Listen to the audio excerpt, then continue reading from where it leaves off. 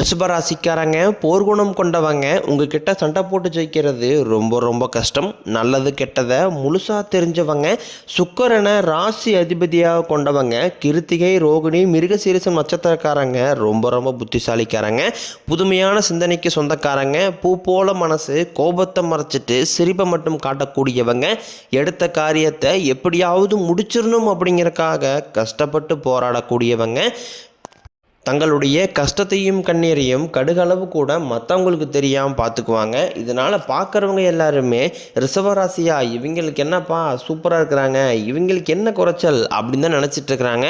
ஆனால் சாப்பாட்டு கூட கஷ்டப்படுறது உங்களுக்கு மட்டும்தான் தெரியும். கஷ்ட காலத்தில் திரும்பி பார்க்க கூட ஆள் கிடையாது. ஏதோ தட்டு மாதிரி எந்திரிச்சு நிற்கிறப்போ உங்களை குறை சொல்கிறதுக்குன்னே நிறைய பேர் தேடி வருவாங்க. உங்கள் சொந்தக்காரங்க நண்பர்களுக்கு ஒரு தேவை இருக்குதுன்னா மட்டும்தான் உங்ககிட்ட வருவாங்க. அந்த தேவை முடிஞ்ச உடனே உங்களை தூக்கி போட்டுருவாங்க. மறுபடியும் அவங்க உங்ககிட்ட உதவின்னு கேட்பாங்க. அவங்க உங்களுக்கு முன்னாடி பண்ண துரோகத்தை எல்லாமே மறந்துட்டு மீண்டும் அவங்களுக்காக உதவி செஞ்சு ஏமாறக்கூடியவங்க தான் நீங்கள். வாழ்க்கையில் எப்படியாவது முன்னேறிடணும் அப்படிங்கிறக்காக தினம் தினம் கஷ்டப்பட்டு உழைக்கிறவங்க தான் ரிஷபராசிக்காரங்க. கடந்த காலகட்டங்களில் தங்களுடைய வாழ்க்கையில் நீங்கள் நல்லது நடக்க போகுதுன்னு நினச்சிட்டு இருந்திருப்பீங்க. ஆனால் உங்களுக்கு அந்த டைமில் இந்த விரையச்சனி மூலமாக நிறைய பிரச்சனைகளும் சிக்கலும் ஏமாற்றம் மட்டுமே உங்கள் வாழ்க்கையில் அதிகப்படியாகவே ஏற்பட்டு இருந்திருக்கும். ரிஷபராசிக்காரங்க சொந்த பந்தத்தை இழந்தாங்க, சொத்துக்களை இழந்தாங்க, தங்களுக்கு நெருக்கமாக இருக்கக்கூடிய உறவுகளையுமே இழந்தாங்க. கடைசியாக நான் மட்டும்தான் எல்லாத்தையுமே இழந்துட்டு நிற்கிறதா இருக்குது, எனக்கு உயிர் வாழவே பிடிக்கலன்னு சொல்லிக்கிட்டு இருக்காங்க. இதுக்கு மேலே என்னால் வாழவே முடியலை சாமி, தயவு செஞ்சு என்னை உன் கூடையே கூட்டிக்கிட்டு போயிரு. நான் இவ்வளோ கஷ்டப்பட்டதுக்கப்புறம் எனக்கு வாழ்க்கையில் வாழணுங்கிற எண்ணம் சுத்தமாகவே போயிருச்சு. உங்கள் மனசில் கவலையும் துன்பம் தான் அதிகமாகவே இருக்குது. நீங்கள் செய்யக்கூடிய ஒவ்வொரு விஷயத்தையுமே தடுப்பதற்கும் உங்களை அவமானப்படுத்துவதற்கும் இங்கே நிறைய நபர்கள் முயற்சி பண்ணிக்கிட்டு இருக்காங்க. இது எல்லாமே தெரிஞ்சுமே கூட நீங்கள் என்னமோ பண்ணுங்க, எனக்கு என்ன வந்துச்சு அப்படின்னு தன் வேலையில் மட்டும் என்றைக்குமே குறிக்கோளாக இருக்கிறவங்க தான் நீங்கள்.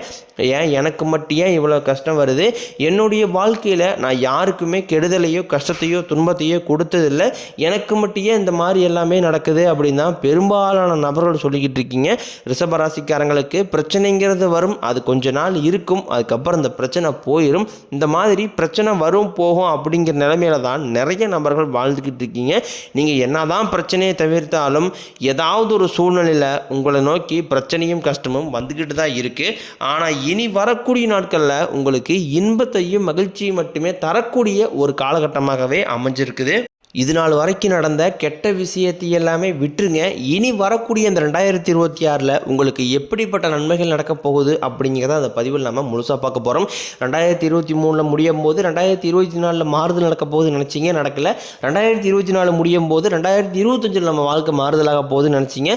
2025 இருக்கும்போது நம்ம வாழ்க்கை மாறவே மாறாது, என்னதான் சாமி வாழ்க்கை இது அப்படின்னு தான் நிறைய ரிஷபராசிக்காரங்க சொல்லிக்கிட்டு இருக்கீங்க. ஆனால் வரக்கூடிய இந்த 2026 உங்கள் வாழ்க்கை முழுவதுமாகவே மாறப்போகுது.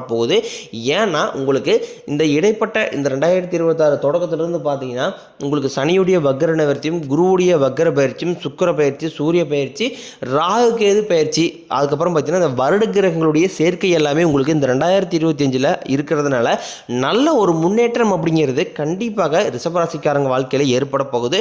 குறிப்பாக பார்த்தீங்கன்னா உங்களுக்கு இந்த சனியுடைய வக்ர நிவர்த்தி மூலமாக நல்ல ஒரு தொடக்கம் அப்படிங்கிறது இந்த 2026 ஜனவரி மாதம் முதலே உங்களுக்கு ஆரம்பிக்க போகுது. ஏன்னா சனி பகவான் பார்த்தீங்கன்னா குருவுடைய ராசியில் வக்ர நிவர்த்தி அடைகிறாரு.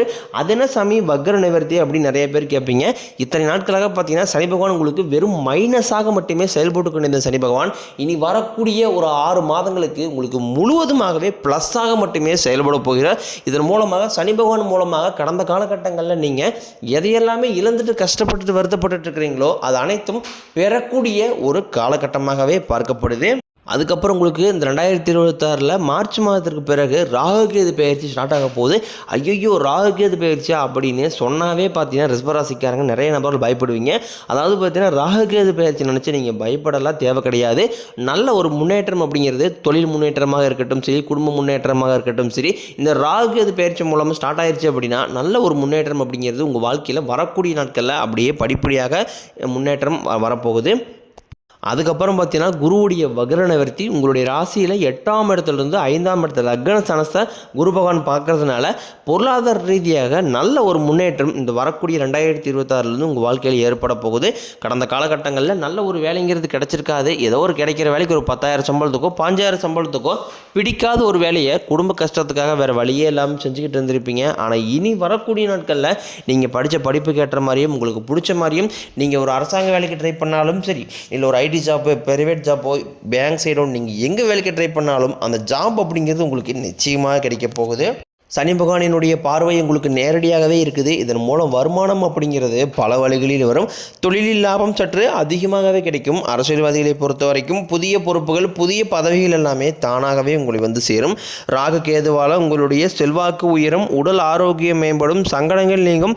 மறைமுகமாக உங்கள் தொழில் வாழ்க்கையிலும் சரி, இல்லற வாழ்க்கையிலும் சரி நிறைய நபர்கள் வந்து தொல்லை கொடுத்துருப்பாங்க. இனி அவர்களுடைய தொந்தரவுங்கிறது முழுவதுமாகவே இருக்காது.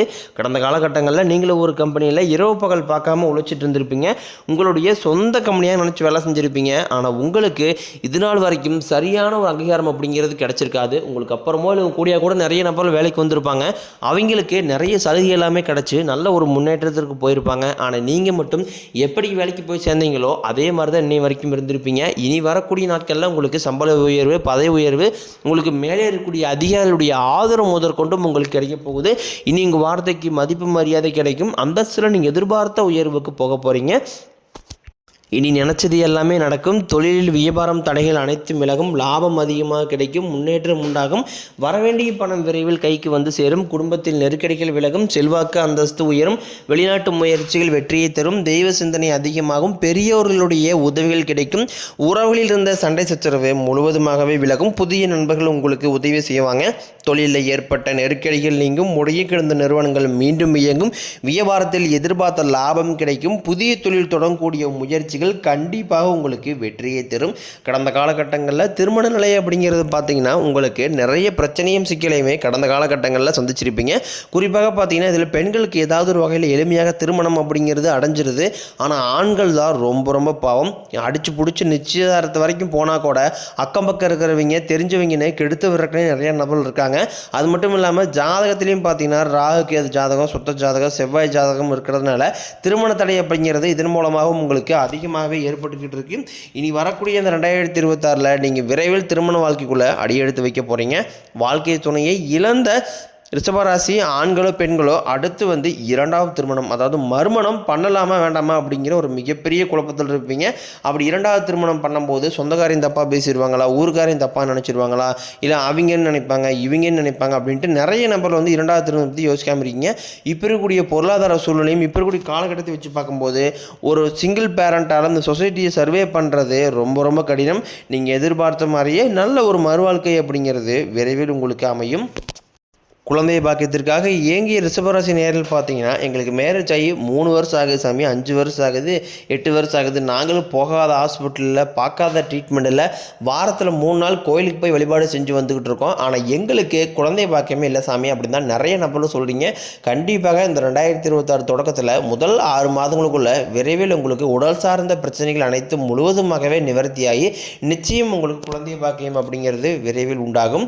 பிரிந்திருக்கக்கூடிய கணவன் மனைவி எல்லாமே பார்த்தீங்கன்னா நீங்கள் டைவர்ஸாக அப்ளை பண்ணி வெயிட் பண்ணிட்டு இருப்பீங்க. அப்படிலாம் சண்டை போட்டு தனியாக பிரிஞ்சு கூட வாழ்ந்துக்கிட்டு இருப்பீங்க.